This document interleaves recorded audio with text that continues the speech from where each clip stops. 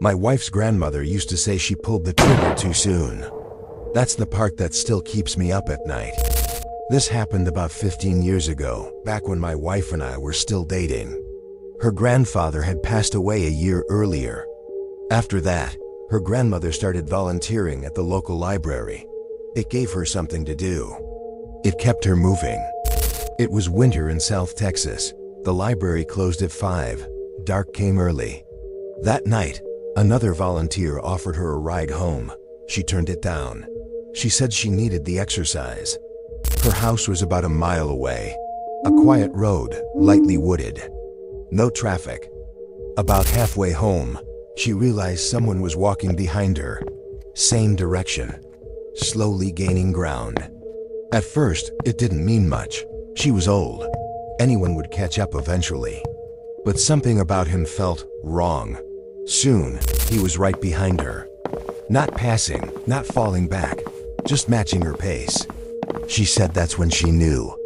She could see the top of her driveway ahead. The porch lights were on. She always left them on so it looked like someone was waiting inside. Just a little farther.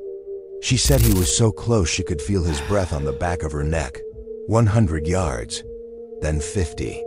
Her hand never left her purse. Then it happened. A strong hand grabbed her shoulder. A man's voice said, "Okay, you old bitch. Don't turn around. Hand over your purse or I'll cut you." She stopped walking, took one step forward, turned around, and fired the .38 she kept in her purse straight into his neck. The man didn't die that night. He spent the next 5 years in a prison hospital. Then he died from complications. My wife's grandmother passed away last year. And right up until the end, she said the same thing over and over. That she should have waited longer, that she pulled the trigger too soon. But every time I think about that road, that empty stretch, and his breath on her neck, I realize something. She didn't pull it too soon. She pulled it before he could hurt her.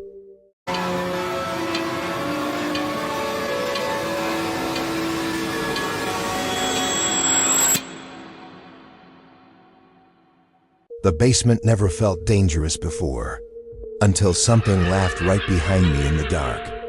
One night, I was down there doing laundry. My basement is split into 2 sections by a single wall and a door. There's the small laundry room, which has its own light, and then there's the rest of the basement. To get back upstairs, you have to walk through both. While I was folding a fresh load of warm clothes, one of the main lights suddenly blew out. Not in the laundry room, thankfully. It was the one on the other side. The only light over there.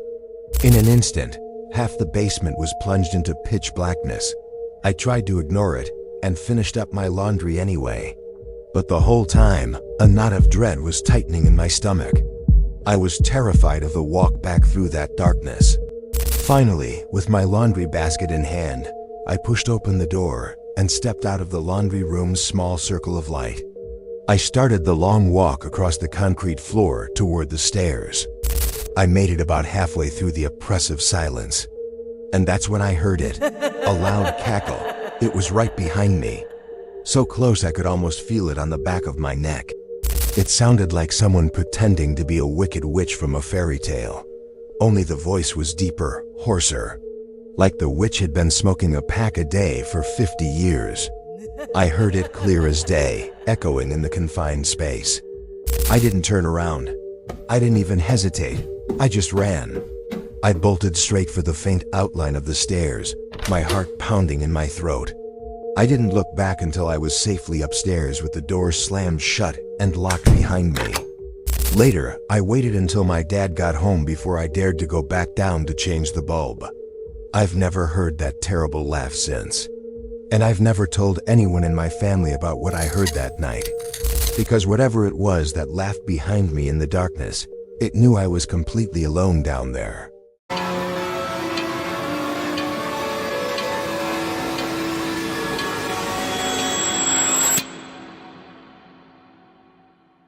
I woke up in the middle of the night when I was a kid. Our cat was sitting in the doorway, and the man was standing right behind him. My parents had just separated, and my mom and I were living in this small 2-bedroom apartment. I had my own room, but whenever I stayed with her, I always slept in her bed.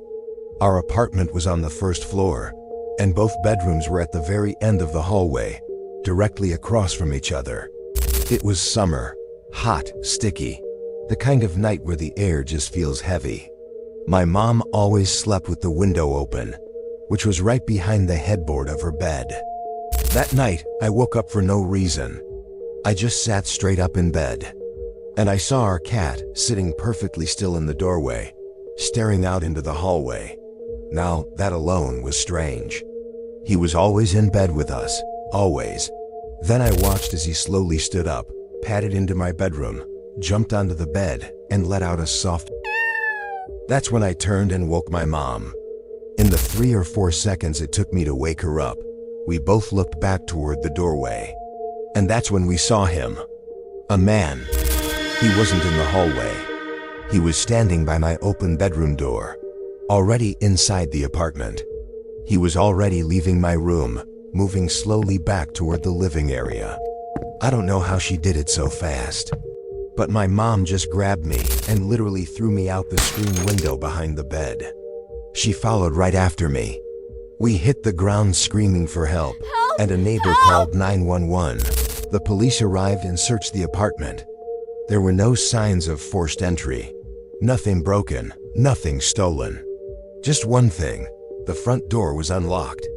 They assumed he must have left that way, but my mom swore she had locked it. She used the deadbolt and the chain lock every single night.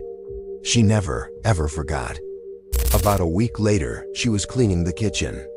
She opened the small utility closet where the water heater was kept. And inside, hidden behind it, she found a notebook. It had names and strange drawings in it. There was a pair of gloves, a few gum wrappers. The police came back, but all they could do was speculate that the man hadn't just walked in. He had been inside our apartment for who knows how long, waiting, hiding in that tiny closet until he thought we were asleep. And I've never been able to forget the most terrifying part. He didn't break in.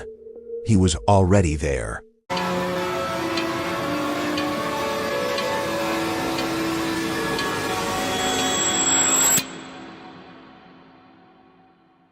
I always thought monsters were just in my daughter's head, until I saw one pacing inside her bedroom.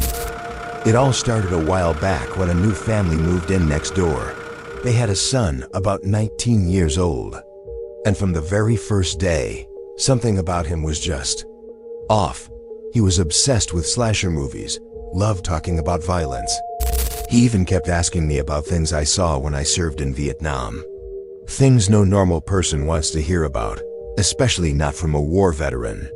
I even saw him tormenting stray animals, and he thought it was funny.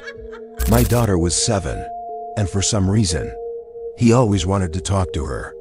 He'd stop her on her walk home from school, or try to talk to her over the fence while she played in our backyard. Then one day, he called our house and asked to speak to my daughter. That was the last straw. I went straight over there and completely lost my mind. I told him and his parents to keep him the hell away from my kid. I told them I never wanted to see him near her again. And that's when things really changed. My daughter, she's always had a big imagination. Monsters under the bed, you know, the usual kid stuff. So when she started saying something was living in her closet at night, but that it was gone during the day, we brushed it off. We figured it was just her mind playing tricks on her. A few weeks later, my wife and daughter went to stay at my mom's place for a girls' night. I stayed home, watched some movies, and eventually passed out on the couch. Around 2 in the morning, the phone rang. It was my neighbor. He said their son was missing. Then he said something that made my blood run ice cold. We saw you were up, walking around upstairs, your lights on. I hadn't been upstairs. I hadn't turned on any lights. I hung up the phone and ran outside to the shed to get my shotgun.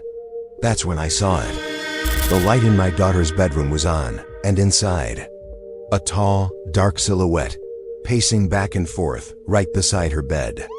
Just then, police cars started pulling up next door for the missing person call. I ran over, screaming that someone was in my house. The deputies went in. They found the neighbor boy inside my daughter's bedroom. He was just waiting. He had a whole setup inside her closet. He later told the police, I like to watch her sleep in the moonlight. and that's when I finally realized it. My daughter wasn't imagining monsters. She was trying to warn us. And the monster, it lived right next door. If you like creepy horror stories like this, please like, comment, and subscribe. It would mean a lot, and it's completely free.